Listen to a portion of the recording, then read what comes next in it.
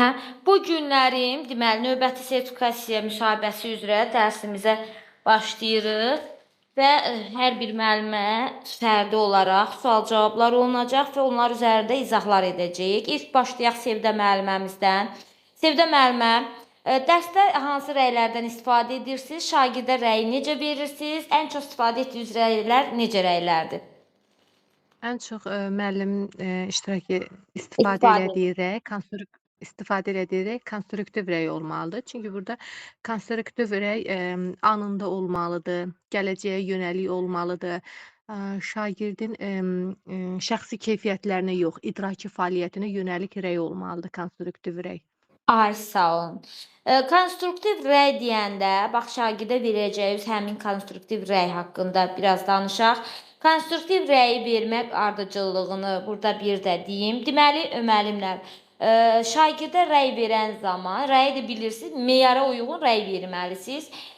Deməli, rəy verən zaman ilk öncə həssaslıqla yanaşmalıyıq şagirdlərə.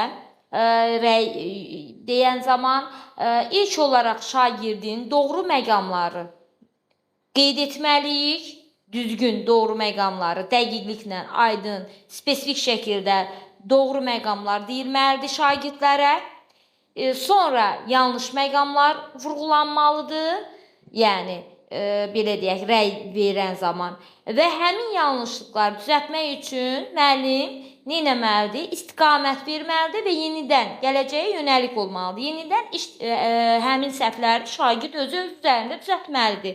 Gələcəyə yönəlik verməliyik. Deməli, sizlər də hər bir müəllim yoldaşımız nə edəcək? Müsahibəyə bir konstruktiv rəy nümunəsi, hərə öz ixtisasına uyğun konstruktiv rəy nümunəsini hazırlayacaqsınız. Növbəti dərsdə onu soruşacağam. İzah eləyəcəm sizə necə yazır. Nümunə atarım qrupa, hərə ondan istifadə edərək öz ixtisasına uyğun konstruktiv rəy hazırlayacaqsınız. Müəllimə, şagird yönümlülük nədir? Şagird yönümlülük şagirdin maraq və tələbatının nəzərə alınmasıdır. Aha, maraq və tələbatların nəzərə alınması, şagirdin marağını, istəyini, mənafeyini nəzərə alınması, onların istedad və potensial imkanlarının nəzərə alınması əsas götürülür burada. Deməli, kurikulum prinsiplərindən biridir. Prinsiplərindən digəri də şəxsiyyət yönümlülük prinsipidir. Bilirsinizmi şəxsiyyət yönümlülük prinsipi necədirsə? Qısa belə yadımda qalıbdı ki, şəxsiyyət yönümlülük Aha. ümumi bəşəri dəyərlərə uyğun bir şagirdi şəxsiyyət kimi yetişdirmək. Yetişdirməkdir. Yəni təhsil alanların, yəni şagirdlərin deməli həm idraki, ünsiyyət və psixomotor fəaliyyətləri əsasında onlarda həyati bacarıqları inkişaf etdirmək, onlarda milli və bəşəri dəyərləri formalaşdırmaq, bir şəxsiyyət kimi onları yetişdirməkdir. Bəli. Ay, sağ olun. Müəllimə, inteqrasiyanın neçə növü var? İnteqrasiya nədir və onun növləri? İnteqrasiya qarşılıqlı deməkdir. İnteqrasiyanın Əlaqə 3 növü deməkdir. var. Aha. Bəli, 3 növü var. Fənlər arası, fənüstü və fəndaxili. Fəndaxilin özü isə 2 yerə bölünür. Üfüqi və şaquli inteqrasiya. Aha. İnklüziv təhsil nədir müəllimə? İnklüziv təhsil sağlamlıq imkanları məhdud olan şagirdlərin təhsilə cəlb edilməsidir də, onların da təhsildə iştirak etməsidir. Tam dəqiq desək, istər sağlamlıq imkanları məhdud olan, istərsə də sağlamlıq imkanları normal olan uşaqları, yəni burada hansı uşaqlar nəzərə alınır? Həm deməli təhsilin, həm fiziki, həm psixi, həm intellektual xüsusiyyətlərindən və sağlamlıq imkanlarından asılı olmayaraq əsas məqam buradır. Deməli, bütün şagirdlərin təhsilin bütün şagirdlər üçün əlçatan olmasıdır. Yəni, bütün şagirdlərin hüququdur ki, təhsildən istifadə etsin. Hamı üçün təhsilin əlçatan olmasıdır. İstər bayaq xüsusiyyətlərini saydıq, psixi, istər fiziki, istər intellektual xüsusiyyətlərindən, istər sağlamlıq imkanlarından asılı olmayaraq bütün şagirdlərin təhsilin əlçatan olmasıdır bütün şagirdlər üçün.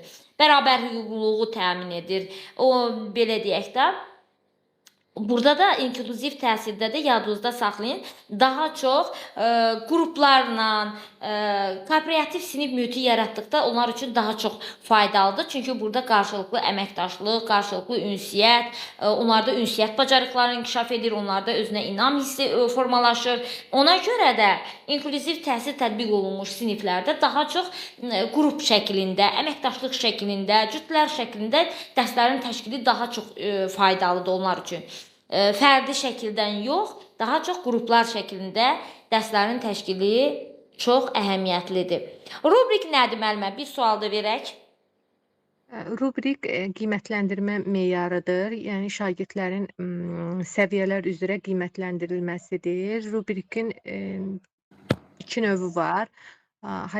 Holistik rubrik və analitik rubrik. Holistik rubrik ümumi qiymətləndirmədir. Analitik rubrik isə ayrı-ayrı səviyyələr üzrə qiymətləndirmədir.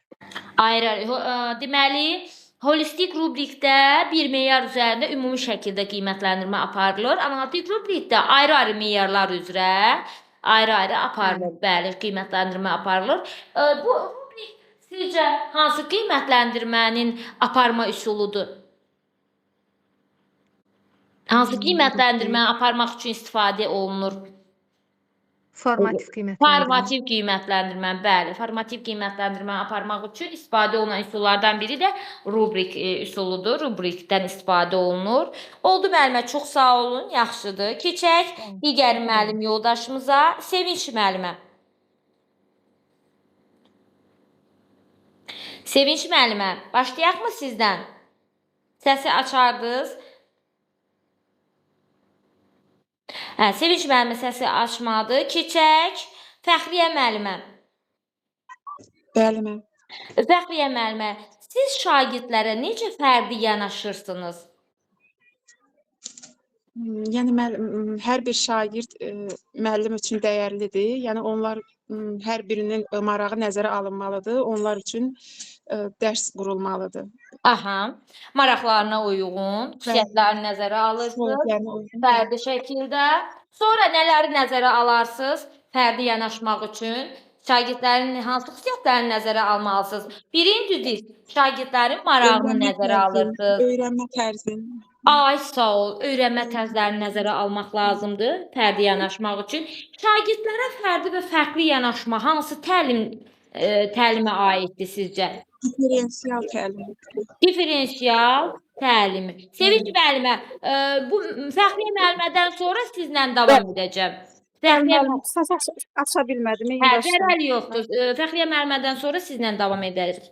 Deməli, Fəxriyə müəllimə, fərdi və fərqli yanaşmanı təmin edən təlim hansıdır? Diferensial təlimdir. Ay, sağ ol. Burada da üç əsas xüsusiyyət nəzərə alınır. Yadınızda çıxartmayın. Diferensial təlimdə şagirdin üç əsas xüsusiyyəti nəzərə alınır. Şagirdin marağı, şagirdin hazırlıq səviyyəsi və şagirdin öyrənmə tərzi. Sizə sual olaraq verilsə ki, siz şagirdlərə necə fərdi yanaşarsınız? Deməli, burada üç əsas hissəni nəzərə almalısınız ki, bu zaman cavab verirsiniz ki, şagirdin marağını əsas götürərək, maraq istəyini görə fərdi yanaşa bilərəm. Sonra şagirdin hazırlıq səviyyəsi, potensial imkanı, hazırlıq səviyyəsinə görə fərdi yanaşa bilərəm. Bir də şagirdin öyrənmə tərzlərinə görə fərdi yanaşa bilərəm. Başa düşdünüz müəllimə? Müəllimə, dərs oxumayan şagirdi necə həvəsləndirərsiniz? Dərs oxumayan şagirdi müəllimə, Bəli. ona uyğun dərsi quraram əvvəlcə. Yəni əgər oxumursa, axırda valideyninə xəbərdar edərəm. Ay, sağ ol. Valideyninə də xəbərdar edərsiniz. Deməli, dərsə həvəssiz olan şagirdi ilk öncə biz həvəsləndirməliyik. İlk öncə şagirdi həvəsləndirmək lazımdır, dərsə cəlb etmək lazımdır. Bunun üçün onun qəlbinə yol tapmalısınız, özünüzü ona sevdirməlisiniz. Qoy sizin fənninizi də sevsin, yanaşmanızı dəyişməlisiniz ona.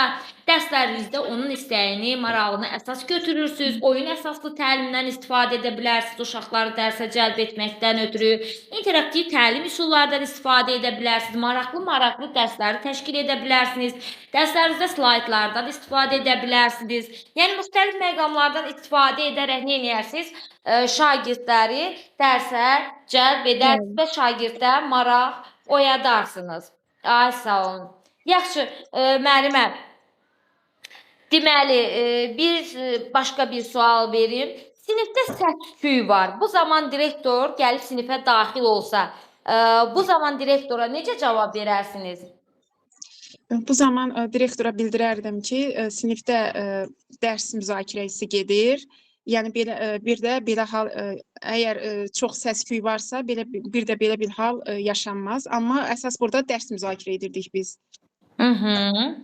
Deməli, yadınızda saxlayın, səs-küylər iki formada ola bilər. Bax, görürsünüz, hər sualda müəllim deyəndən sonra özüm də əlavə izah verirəm. Yadınızdan çıxmasın, sonra da yenə də izahlara təkrarən baxacaqsınız. Deməli, müəllimlər, səs-küylər iki formada ola bilər. Bir işgüzar səs-küyü ola bilər, bir də xaotik səs-küyü ola bilər. Bəli. İşgüzar səs-küy normal haldır. Yəni, məsəl üçün, qrup işini görürsünüz, qrup işi zamanı, müzakirələr zamanı səs-küyü yarana bilər. Fənlə bağlı olaraq musiqi dərslərində səs-küyü ola bilər, texnologiya dərslərində səs-küyü ola bilər. Belə deyim də, müəyyən alətlərlə işləyən zaman səs-küyü ola bilər. Fərqli bir məqamlarda işgüzar səs-küyü varsa, bu normaldır. Yenə də onun həddi var. Yəni, normal olan zaman biz həddi aşmamalıyıq. Çünki bizimlə yanaşı digər siniflərdə də dərslər keçir. Onlara mane olmamalıyıq.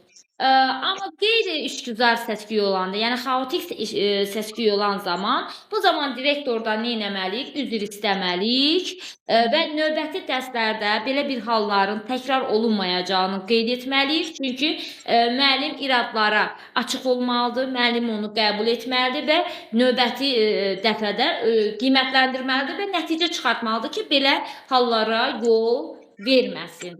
Başa düşdünüz müəllimə? Bəli. Ay, sağ olun. Müəllimə, inteqrasiya nədir və növləri? İnteqrasiya əlaqə deməkdir. İnteqrasiya fən daxili, fənlər arası, bir də fən üstü. Fən daxilinin özündə iki növü var, üfüqi və şaquli. Bəli, üfüqi fən daxilində, sinif daxilində olandır. Fənlər arası da başqa fənlərlə olan əlaqədir. Şaquli də eyni fənin başqa siniflər arasında olan əlaqəsidir. Eyni fənin.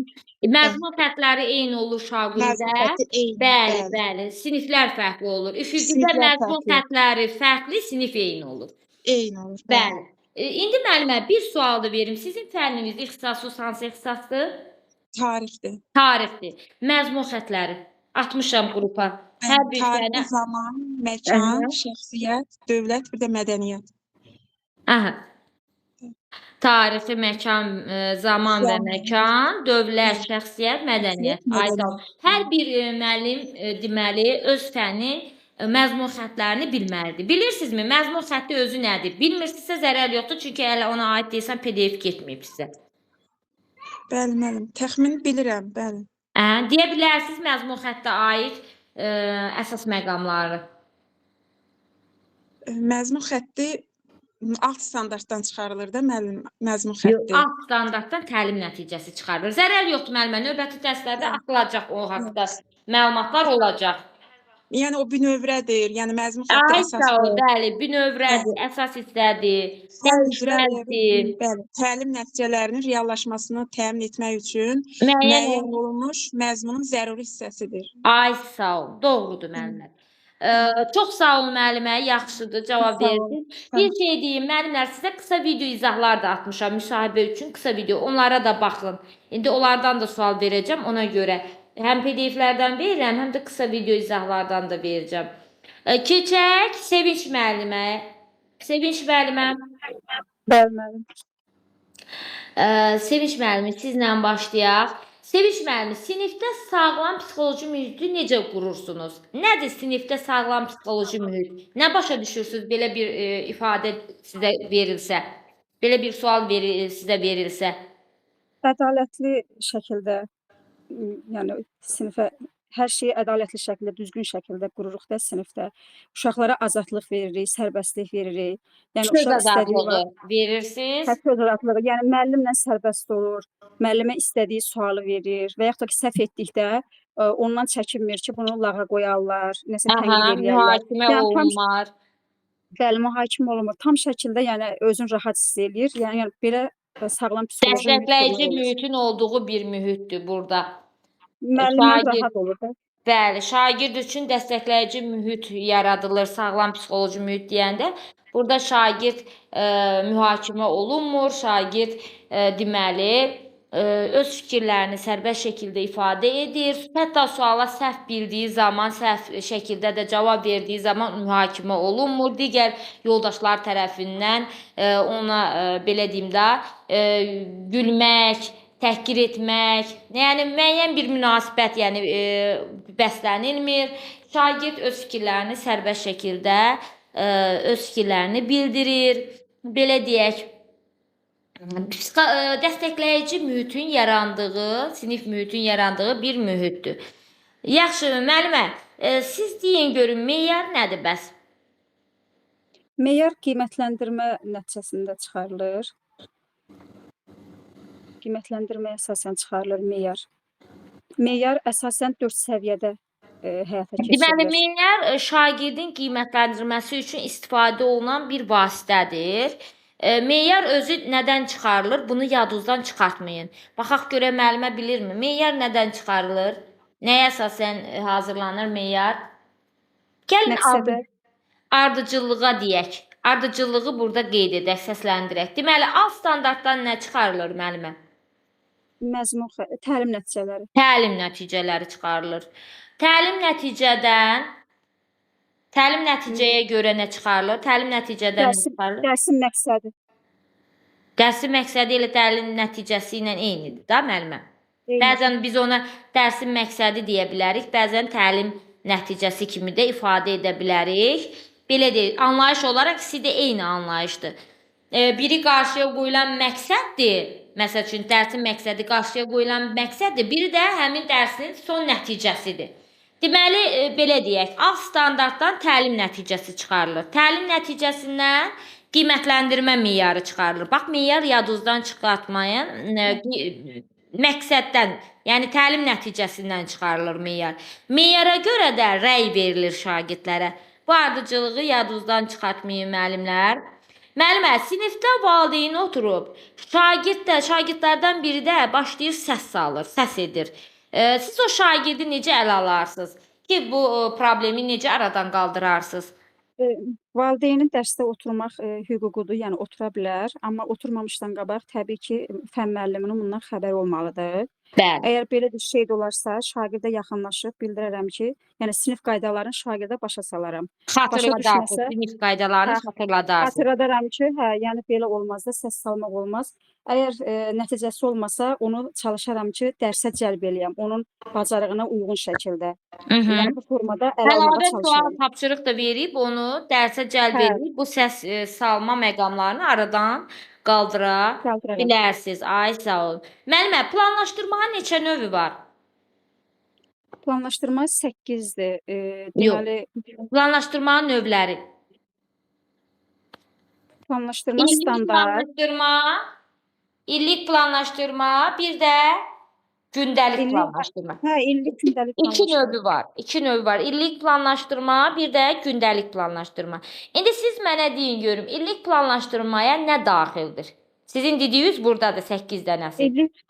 İllik planlaşdırmaya standart, tədris vahidi, mövzu, inteqrasiya, resurs, sonra saat və tarix. Qiymətləndirmə, saat və tarix. İllik planlaşdırmada hansı qiymətləndirmə növləri fən müəllimi tərəfindən tarixlənir, yəni yazılır, aparılır? KSG ilə diaqnostik.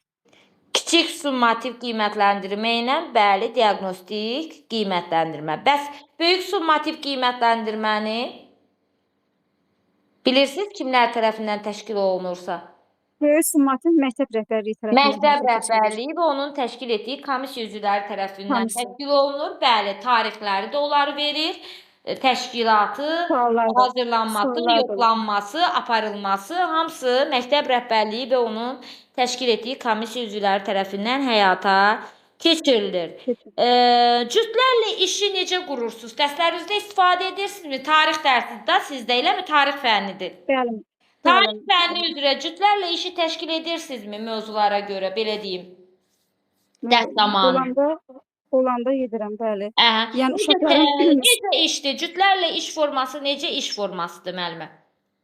onların deməli bir-birindən olan münasibəti də nəzərə alınır şagirdlərin. Ay, Ondan sağ sonra olun. onların savad xüsusiyyətləri də, yəni bacarıqları, bilikləri də Bacarıqlar da nəzərə alınır, səviyyəsi də nəzərə alınır ki, orada həm güclü şagird olsun, cütlərdə, həm zəif olsun. Çünki Ay, zəif şagird güclü şagirddən nəsə öyrənməyə çalışmalıdır. Aha, burada bir-birindən öyrənmə var. Yadınızda saxlayın. Deməli, cütlərlə iş 2-2 şagirdin qarşılıqlı fikir mübadiləsinin aparılmasıdır. 2-2, yəni 2 cüt belə deyim də, cüt şəklində 2 cüt deməyək, 2-2 şagirdin cüt şəklinin təşkil edilməsi əsasında bir-biri ilə qarşılıqlı əməkdaşlıq edir, fikir mübadiləsini aparır, ünsiyyəti formalaşır onlarda. Deməli, burada əsas məqamları müəllimə düz qeyd edir. Deməli, burada nə var? Burada deməli, şagirdlərin bilik səviyyəsi, hazırlıq səviyyəsi, potensial imkanları nəzərə alınır. Belə deyək, zəif güclüdən öyrənmə texnikası var. Yəni, elə cütlərə ayrılır ki, bir-birindən öyrənmə imkanı yaransın orada. Biri bu. Sonra cütlərlə işi təşkil edən zaman daha çox ekstrovert şəxsiyyət tipinə malik şagirdlər daha çox bu iş formasını sevirlər, xoşlayırlar, bəyənirlər. Bu yadınızda saxlayın, uşaqlar arasında deməli düzgün münasibət olduqda yaxşı nəticə verir. Sonra şagirdlər arasında rəy vermə bacarığı yüksək olduqda yaxşı nəticə verir. Əgər şagirdlər arasında düzgün münasibət yoxdursa və şagirdlər bir-birinə rəy vermə bacarığı zəifdirsə, bu zaman cütlərlə işi yaxşı nəticə ilə nəticələnmir. Daha çox belə deyim də, bu xüsusiyyətlərə malik olduqda yüksək nəticə əldə etmək olur, yaxşı aparmaq olur cütlərlə işi. Başa düşdünüz müəllimə? Deməli, burada bir-birindən öyrənmə imkanı yüksəkdir. Aqressiv şagirdlə necə davranırsınız dərslərinizdə? Varmı sizin sinifdə aqressiv şagird? Qarşılaşmısınızmı belə bir halla?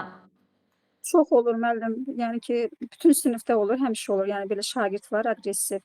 Ona mən fərdi yanaşaram, xasiyyətinə uyğun şəkildə davranaram, əl almağa çalışaram. Yəni bu formada. Bir də onu deyim ki, düz deyirsiniz. Bir də onu deyim ki, aqressiv şagirdlə o aqressiyanın yaranma səbəbini də araşdıra bilərsiniz. Həmin şagirdlə fərdi söhbət aparıb öyrənə bilərsiniz ki, bu uşaqda bu aqressiyanın yaranma səbəbi nədir? Nədən qıcıqlanır? Niyə belə aqressiv reaksiya verir? Bəlkə ailəsində bir problem var, bəlkə şagirdlərlə bir problemi var. Mütləq müəllim olaraq fərdi söhbət aparıb həmin şagirdlə nə etmək lazımdır? O aqressiyanın yaranma səbəbini də öyrənmək lazımdır. Və dərs zamanı da onu aqressiv hərəkətə məcbur edən, belə deyim də, davranışlarımızda onu qıcıqlandıran, onu aqressiyaya gətirib səbəb edən xüsusiyyətlərdən biz uzaq olmalıyıq. Və biz ona, belə deyək, onun bu cür xüsusiyyətini nəzərə alaraq yanaşmalıyıq. Başa düşdünüz müəllimə? Ay, sağ ol müəllimə. Çox sağ olun Sevinç müəllimə. Sizlə də sual-cavab elədik. Keçdik Pərvanə müəllimə. Pərvanə müəllimə. Bəli, axşamınız xeyir olsun. Axşamınız xeyir müəllimə. Müəllimə, sizə belə bir sual verəcəm. Düşünün ki, siz belə deyim, dərs zamanı birinci saat yoldaşınızın dərsi, yəni həmkarınızın dərsini dinləyirsiniz və onun keçirdiyi dərs üsulunu bəyənirsiniz. Və ikinci saatda istəyirsiniz ki, həmin dərs üsulunu gəlib öz sinifinizdə tətbiq etmək. Edərsiniz, yoxsa etməzsiniz? Nə edərsiniz bu zaman? Düzü, iş yoldaşımı, yəni dərs bəyənsəm də, ikinci saatda öz dərsimdə həmən metodu yəni istifadə etməzdim. Nəyə görə? Çünki mən dərsimə artıq hazırlaşmışam, gündəlikdir, planda tutmuşam, iş üsulları, yəni bu dərsin təlim məqsədinə uyğun olan iş üsullarını, iş formalarını seçmişəm ki, yəni bu dərsdə nəyi tətbiq edəcəm. Amma ki, növbəti dərslərdə əgər uyğun olsa, təlim nəticəyə, alt standarda uyğun olsa, yəni bəyəndiyim iş üsulu, yəni dərsdə keçdiyi bəyəndiyimi tətbiq edərəm. Amma həmən günü Növbəti yox, həmən dərslərin günü. birində Çünki mən əvvəlcədən şagirdlərin bəli o səviyyəsinə, yaş sinifin səviyyəsinə, şəraitinə, yaş xüsusiyyətinə, bəli, məqsəd üzrə, məqamına, standartınıza məqamına uyğun, uyğundur. bəli, uyğun olsa növbəti dərslərdə müraciət edərsiniz. Amma Bəli, həmin günü artıq siz həmən günü hazırlıqlı xeyr. şəkildə Bəli, dərsə gəlmisiniz. Belə deyim, dərsinizin özünə uyğun standartı, gündəlikdə planda bəli, tutmuşam, uyğun, bəli, əvvəlki məqsədə gündən. uyğun hər bir Mhm, şeyi təşkil edib hazırlıqlı şəkildə gəlmisiniz. Növbəti dərslərimdə neyniyərəm? İstifadə İstifadə edərəm. edərəm. Ay, sağ ol müəllimə. Müəllimə, sizə başqa bir sual da verəcəm. Başqa bir sual da verəcəm. Sualımız olacaq, deməli, interaktiv təlim. 4 sual izahını atmışdım sizə. Onlardan verəcəm. İnteraktiv təlim nədir? Hə, interaktiv təlim deməli qarşılıqlı əlaqə və fəaliyyət Aha, əsasında formasıdır. qurulan təlim deməkdir, düz Qurulan deyirsiniz. təlimdir. Aha, Yəni müasir, yəni ənənəvi üsuldan fərqli olaraq, ənənəvi təlim üsulundan interaktiv təlim üsulu şagird yönümlüdür. Yəni müəllim yönümlü ay, deyil. sağ Burada ol. şagird yönümlü o deməkdir ki, şagird öz öyrəndiyi biliyi bacarığa çevirə bilir. Hı hı. Yəni ənənəvidən fərqli olaraq hazır, yəni belə deyək də materialı deyil, özü araşdırır, özü Axtarır, öyrənir, tətbiq qiymətləndirir, edir, aha, tətbiq edir. qiymətləndirir, yəni Yəni əlaqələndirir. belə Amma ümumiləşdirsək, yəni yalnız müəllim informasiya mənbəyi deyil, həm də şagird də nə olur? burada İnformasiya mənbəyi olur bəli. interaktiv təlimdə. Aha. Amma ənənəvidə isə müəllim yönümlüdür. Yəni Bəli, müəllim hazır yalnız müəllimin materialı fikri verir əsas götürülür. Aha. uşaqlara, uşaqlar onu əzbərləyirlər. Lakin Passiv şəkildə interaktivdə qəbul isə edən. əksinə qarşılıqlı olur əlaqə. Doğrudur, doğrudur. İnteraktiv təlim qarşılıqlı fəaliyyət, əlaqə nəticəsində qurulan təlim deməkdir. Doğru deyirsiniz. Burada şagird yönümlü təlimdir. Şagirdin marağı, fikri əsas götürülür. Doğru deyirsiniz. Şagird passiv deyil, şagird burada aktivdir. Şagird özü informasiya mənbəyi ola bilir. Şagird özü araşdırıb, təhlil edib, axtarıb, qiymətləndirib hər Subyekt hansı kimi, bir bəli, subyekt rolunu bəli, oynayır, hər bəli. hansı bir biliyi əldə edə bilir, biliyi bacarığa çevirə bilir. Burada şagird obyekt deyil, burada şagird subyektdir. Doğru deyirsiniz, şagirdin fikri əsas götürülür. Bax, interaktiv təlim yadınızdan çıxmasın. Müəllimə, dərslərinizdə daha çox hansı iş formasından istifadə edirsiniz? Dərslərimdə demək olar ki, siz mənə atmışdınız video izah. Demək olar ki, bütün iş formalarından istifadə edirəm. Sadəcə bu dərsin belə deyək, təlim nəticəsinə, alt standartlara, məqamına, uşaqların yaş səviyyəsinə, sonra onların intellektual səviyyələrinə uyğun olaraq hər dördündən də istifadə edirəm. Amma bu demək deyil ki, yalnız birindən. Məsəl üçün belə deyək, fərdi, cütlərlə, qrup, bir də siniflə, kollektivlə iş. Bu belə deyək də, düşün, cütləş, bölüş, paylaş kimi, yəni biz Forma, belə iş üsulu var. Bax, üsulu, bəli. yadınızdan Bu 4 çıxmasın. iş üsulundan da istifadə edirik. Sadəcə bu dərsin belə deyək, təlim nəticəsinə, alt standartlarına, məqamına uyğun olaraq bu iş Hər formalarından birindən istifadə istifadə edirəm. edə bilərsiniz. Deməli, müəllimənin Bəli. qeyd etdiyi düşün, cütləş, bölüş, paylaş bu iş üsuludur. Yadınızdan çıxmasın ki, belə bir iş üsulu dərsinizdə tətbiq etmisinizsə, bir dərsdə 4 iş formasından istifadə etmiş olursunuz. Bəli. Düşün, cütləş, bölüş, paylaş iş üsulunu dərsə tətbiq etdiyiniz zaman 4 iş forması, yəni fərdi, cütlərlə, qruplarla, bütün siniflə iş formasından da istifadə etmiş olursunuz. Belə bir iş üsulumuz var.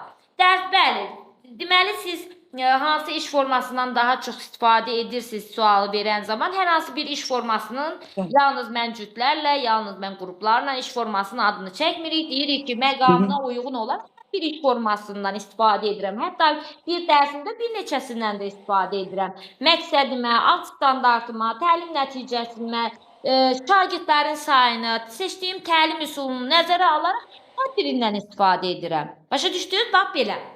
Bəli. Mənim ən çox sevdiyiniz şagirdin adı? Ə, Yəni müəllim əslində dərsdə ayrı seçkiçilik etməməlidir. Yəni burada müəllim bütün şagirdləri belə deyək də, deməliyik ki, bütün şagirdlər bizim üçün eynidir, əzizdir. Ayrı Bütün seçkiçilik şagirdlərim mənim etmirik. üçün əzizdir, bəli. Bütün Hamı şagirdlərimi sevirəm. hamısını sevirəm. Yəni eynidir. Ay, Belə sağ ol. deyək. Yəni birinə fərdi yanaşsa, digəri belə müəllimdən küsərmi belə deyək ki, uşağa maraq göstərdi filan şagirdə, özü ilə Ayrı maraqlanmadı. Ona seçkilik görə olmaz. də ayrı seçkiçilik olmaz. Hamıya Ay, eyni sağ ol. gözlə belə deyək, baxmalıyıq. Doğrudur. Müəllimə, fənniniz hansı ixtisassınız? Biologiya. Biologiya. Məzmun xətləri hamıdan soruşuram. Bax, məzmun xətti sizə vacibdir. Hə, biologiya məzmun canlı orqanizmlərin struktur, funksiyaları və prosesləri, canlıların xüsusiyyətləri, canlılar və ətraf mühit, sonra 4-cü təkamül və müxtəliflik, 5-ci insan sağlamlığı. Bəzən də deyə bilər ki, 4-cü məzmun xətti nədir? Bəzən deyə bilər 1-ci məzmun. Bunu ardıcıllıqla bilin. Hə. Yəni qarışıq 4-cüsü şəkildə yox. təkamül və Və müxtəliflik. onu yəni bu digər müəllimlər də bilsin. Yəni ardıcıllıq qorunmaq şərti ilə ardıcıl şəkildə bilin. Oldu Pərvanə müəllimə, çox sağ olun. Yaxşısınız, Sağ olun, yaxşı müəllimə, cavablar sağ olun. deyirsiniz, yaxşısınız. Aynur Təşəkkür müəllimə. edirəm. Aynur müəllimə, sizdə vəziyyət bəli, necədir? Baxmısınız bu bəli, bəli. PDF-lərə, dərslərə, video izahlara? Bəli, müəllim, baxdım bu təlim nəticəsinə baxmışam. Suallara başlayacağam indi. Bir də məzmun xəttinə baxmışam. Aha, lap yaxşı. Müəllimə, differensial təlim haqqında nə deyə bilərsiniz? Differensial təlim. Əslində bilməyi müəllim. Belə adlarını birdən şey eləyirəm. Fərqli bir fərdi yanaşmadır. Hər şagirdin öz potensialına, Bəli, öz səviyyəsinə uyğun olaraq yanaşmaq deməkdir. Fərdi yanaşma. Fərdi Bəli. yanaşma. Differensial təlimdə əsas hansı xüsusiyyətlər nəzərə alınır? Bayaq biz digər müəllim yoldaşımıza deyəndə də bu cavabı demişdik. Differensial təlimdə əsas hansı xüsusiyyətlər? Şagirdin bacarığı müəllim. Şagirdin hazırlıq səviyyəsi, sonra Bəli, şagirdin marağı, şagirdin bacarığı məncə bax bunlardır. bir də şagirdin öyrənmə tərzi. Bəli. Ay sağ ol. Təlim nəticəsi nədən çıxarılır müəlliməm? Təlim nəticəsi alt standartdan. Aha, təlim nəticəsi alt standartdan. Məsəl üçün şagirdin təlim prosesinin sonunda nəyi bilməlidir, nəyi bacarır, nəyi anlamalıdır. Bax bunu çıxardır da. Təlim Bax bu nəticəsi dərsin sonunda şagirdin əldə etdiyi bilik bacarıqdır. bəli, Təlim bəli, bəli. nəticəsi şagirdin dərsin sonunda əldə etdiyi bilik bacarıqdır. Bəs bu təlim nəticələr, bu qiymətləndirmə meyarları şagirdlərə nə zaman elan olunmalıdır? Elan olunmalıdırmı, deyilməlidirmi, yoxsa elan edilməməlidirmi? Bəli, ilk başdan şagirdlər təlim nəticəsindən tanış olmalıdırlar da. Bunlara elan edilməlidir. Şagirdlər bilməlidir ki, məsəl üçün hansı məqsədə, nəyi bilməlidirlər sonda, hansı məqsədə çatmalıdırlar. Aha.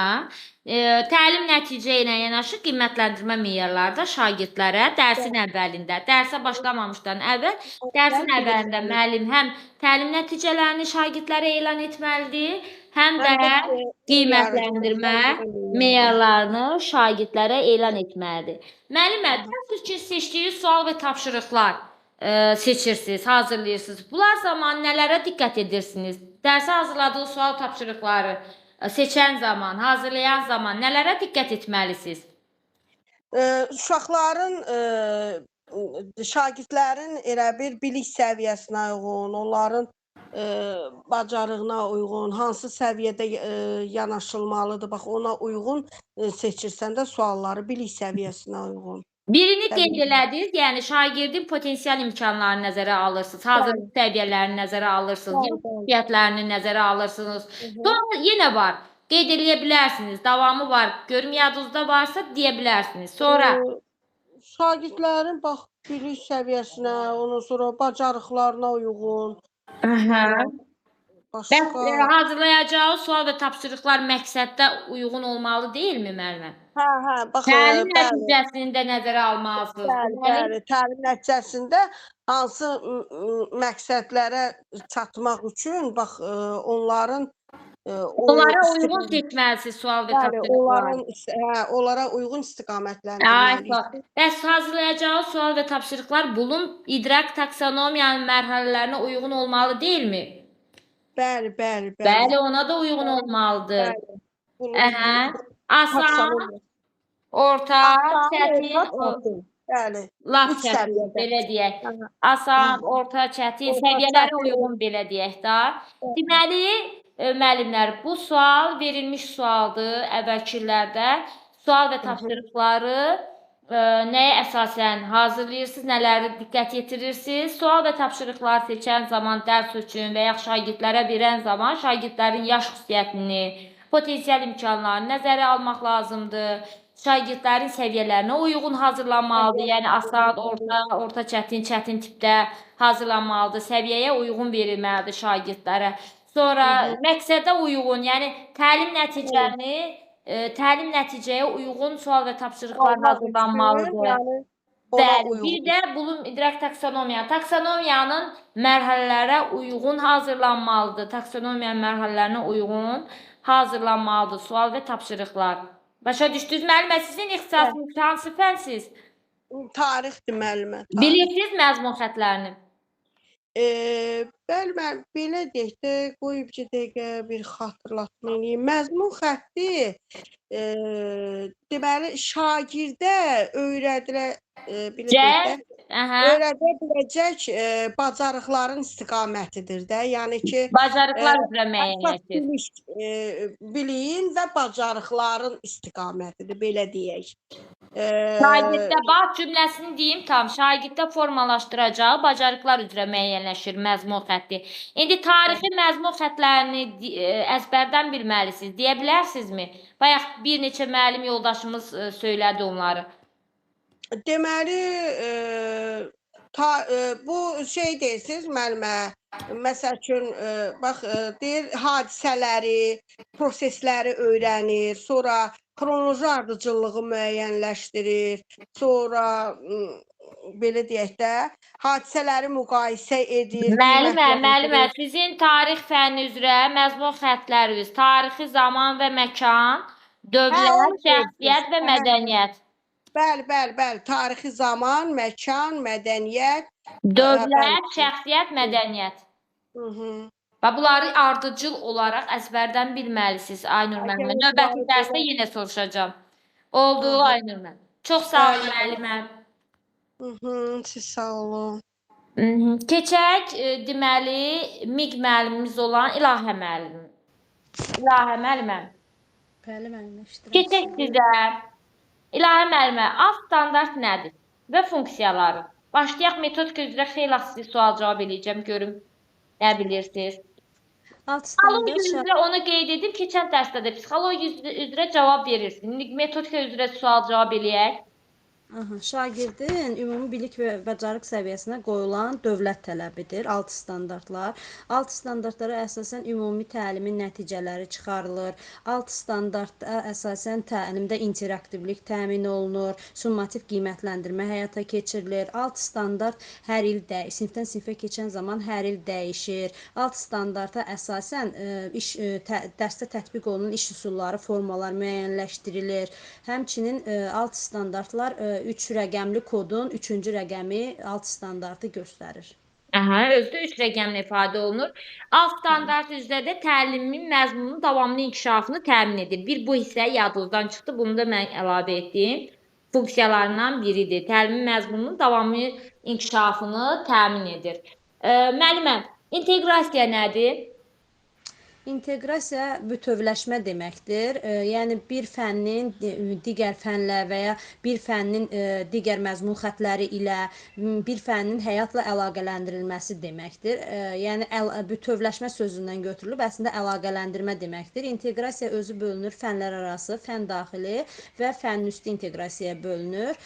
Fəndaxili inteqrasiyada özü iki cür olur: şaquli və üfüqi. Şaquli siniflər arası, tutaq ki, hər hansı bir mövzu ilə bağlı. Məsələn, tutaq ki, yarpaq bitkilərin veqetativ orqanları, generativ orqanları haqqında danışdıqda bu zaman aşağı sinifdə, yəni 5-ci, 6-cı sinifdə keçirilən təbiət dərsləri ilə inteqrasiya etmək mümkündür. Bu, yəni eyni fəndir də, bu şaqulidir, siniflər arası inteqrasiya deməkdir. Fənüstü inteqrasiya isə hər hansı bir məsələn fən mövzunu həyatla əlaqələndirə biləriksə, bu da fənüstü inteqrasiyadır. Həyatda tətbiqi fənüstü inteqrasiyaya, sinifdə öyrəndiyini həyatda tətbiq etməsi fənüstü inteqrasiyaya aid olur. Yaxşı, müəllimə, planlaşdırmanın növləri, hansı planlaşdırmalar növləri var?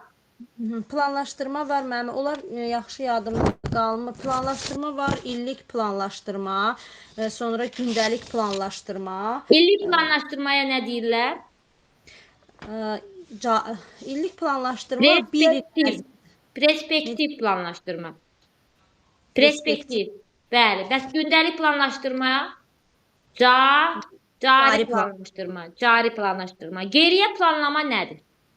Geriyə planlama, yəni əgər şagird dərsi mövzunu yaxşı başa düşməzsə, yaxşı nəticə yəni təlim nəticəsi yaxşı əldə olunmazsa, bu zaman müəllim geriyə qayıdır. Yəni təlim nəticəsini yenidən, yəni o dərsi yenidən şagirdlərin nəzərinə çatdırır da, belə başa düşürəm. Geriyə planlama, nəticədən planlama deməkdir. Bax, burada öyrənin. Geriyə planlama, nəticədən planlama deməkdir. Həm illik planlaşdırmada var, həm gündəlik planlaşdırmada var. Geriyə planlama o deməkdir ki, müəllim planlaşdırma zamanı ilk olaraq təlim nəticəni birinci müəyyənləşdirməlidir. Birinci nəticə müəyyənləşdirilməlidir, ardıcıllıq belədir. İkinci qiymətləndirmə, üçüncü də fəaliyyət. Təlim fəaliyyəti. Bax, geriyə planlama budur. İlk olaraq şagirdin əldə edəcəyi bilik bacarıq, təlim nəticəsi. Buna baxılmalı, nəticə müəyyənləşdirilməlidir. Sonra qiymətləndirmə, sonra da fəaliyyət, təlim fəaliyyəti. Hər ikisi, həm təlim fəaliyyəti, həm də qiymətləndirmə. Hər ikisi nəticəyə əsaslanır, nəticəni reallaşdırmağa xidmət edir. Geriyə planlama budur. Başa düşdünüz? Bax, buradan öyrənin. Geriyə planlama nədir deyəndə deyirsiniz nəticədən planlamaq. Yəni ilk olaraq sonda olan nəticəni müəllim birinci müəyyənləşdirir. Buna görə deyirlər buna geriyə planlama. Başa düşdünüz müəllimə? Bəli. Ay sağ ol. Müəllimə, illik planlaşdırma nəyə deyilir? Deməli, illik planlaşdırma bir il ərzində nə iş görüləcəksə, hansı yəni təlim nəticəsinə gəlinəcəksə, yəni bir il ərzində həmin öyrəniləcək ümumi nəticəyə gəlinəcəksə o nəzərdə tutulur. Deməli, illik planlaşdırma müəllimin bir akademik il ərzində görüləcək fəaliyyətləri özündə əks etdirən sənəd. Bəli. Gündəlik planlaşdırma nədir? Gündəlik planlaşdırma hər bir fəndə mövzuya aid gündəlik, yəni həmin dərsdən hansı təlim nəticəsini dərsin sonunda da, yəni 1:45 dəqiqənin sonunda bu dərsdən, bu təlimdən hansı nəticəni əldə etdiyini göstərir. Gündəlik planlaşdırma yol xəritəsidir. Müəllim üçün bələdçi rolunu oynayır. Gündəlik planlaşdırma dərsin salınmasını, ardıcıl təşkil olunmasını, təlim nəticələrinin daha rahat şəkildə reallaşmasını təmin edən bir vasitədir. Yadınızda çıxartmayın. Burada da deyirəm, səs yenidən qayıdacaq sizə. Təkrar baxarsınız hər biriniz. Deməli, müəllimə, gəlin metodika üzrə sualları veririk hal-hazırda sizə. Diferensial təlim nədir? Diferensial təlim fərdi yanaşmadır. Bu zaman şagirdlərin fərdi xüsusiyyətləri, potensialı nəzərə alınır. Hər bir şagird sinifdə eyni bilik səviyyəsində ola bilməz. Yəni şagirdlər, yəni orta oxuyan şagird, yüksək oxuyan şagird, yəni bu şagirdin potensialına uyğun bu diferensial təlim ona Bu əsasən fərqli yanaşmadır. Burada əsas məqsəd nədir? Yadınızdan çıxmasın. ümumi Sinifdə, nəticəyə gəlmək. ay sağ ol, sinifdə müxtəlif səviyyəli şagirdlər var. Yadınızdan çıxmasın. Diferensial təlim deməli heterogen siniflərdə tətbiq etmək olur və sinifdə müxtəlif səviyyəli, müxtəlif tipli uşaqlar var. Hər bir uşağı müxtəlif yollardan, vasitələrdən, tapşırıqlardan, səviyyələrə uyğun tapşırıqlardan istifadə edərək eyni məqsədə çatdırmaqdır. Şərt odur ki, məqsədə eyni çatsın. Zəif oxuyan, yaxşı oxuyan, orta oxuyan, hamısı eyni məqsədə gəlsin, çatsın. Başa düşdünüz? Zəif tipli suallar. Bəli. Amma burada verilən o tapşırıqlar hamısı məqsədə uyğundur. Çünki onlar eyni məqsədi reallaşdırmağa xidmət edir. Və yadınızdan çıxmasın, 3 əsas xüsusiyyət nəzərə alınır. Şagirdin marağı, istəyi, şagirdin hazırlıq səviyyəsi, bir də öyrənmə tərzləri. Bunu da dedik müəllimə. İnklüziv təhsil nədir?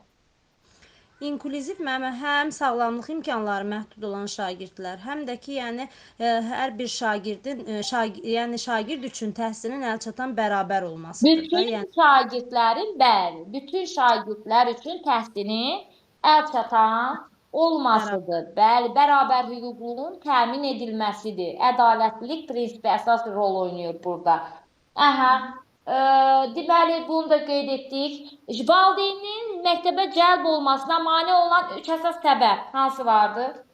Birinci, müəllimin məsuliyyətsizliyidir. Laqeyd yanaşması, müəllimin laqeyd yanaşması, sonra israrlı olmaması da, yəni laqeyd yanaşması, israrlı olmaması, sonra valideynin iş saatının çox olması, bir də şagirdlərin həmişə, yəni o diferensiallığın qorunması, konfidensiallığın qorunması. Qorunmaması. Deməli, 3 əsas məqam var. Məxfiliyin, yəni gizliyin, konfidensiallığın qorunmaması. Biri bu. İkincisi, valideynin iş saatının çox olması. Üçüncüsü də müəllimin bu işə laqeyd yanaşması. Müəllimlə valideyn arasında münasibəti möhkəmləndirmək üçün əsas məqamlar hansılardır? Möhkəmləndirmək üçün müəllim valideynlə əlaqə saxlayan zaman ilk öncə müəllimlə ilk tanışlığı zamanı, valideynlə ilk tanışlığı zamanı həmişə müsbət, yəni pozitiv münasibət qurmalıdır. İlk münasibət pozitiv münasibət olmalıdır. İlk münasibət pozitiv münasibət olmalıdır. Həmçinin müəllim yəni fərdiliyi, yenə konfidensiallığı qorumalıdır. Yəni şagirdin yəni şəxsi məlumatlarını saxlamalıdır. Yəni konfidensiallığı qorumalıdır. Sonra bəli, konfidensiallığı qorumalıdır. Sonra müəllim həmişə valideynə şagirdin müsbət xüsusiyyətlərini vurğulamalıdır ki, müəllim o çəkinməsin valideyn iclasına gəlməkdən. Sonra israrlı olmalıdır. Müəllim israrlı olmalıdır. Sonra müəllim təşəbbüsü ələ almalıdır. Sonra müəllim valideynlə münasibətdə empatiya qurmalıdır.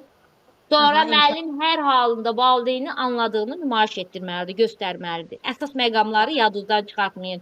Təşəbbüsü ələ almaq, israrlı olmaq, empatiya qurmaq, konfidensiallığı qorumaq, bir valideynin hər halını anladığını göstərmək. Başa düşdünüz müəllimə? Müəllimə, sizə xeyli metodika üzrə sual-cavab elədik, cavab verirsiniz. Yaxşıdır, yəni cavablarınız var, yəni ən əsası cavab verməkdir. Yenə də biz davam edəcəyik. Allah qoysa, müəllimlər, hər birinizə uğurlar arzulayıram. Bugün dərsimiz bu qədər. Yeni tapşırıqlar yenə qrupa atılacaq.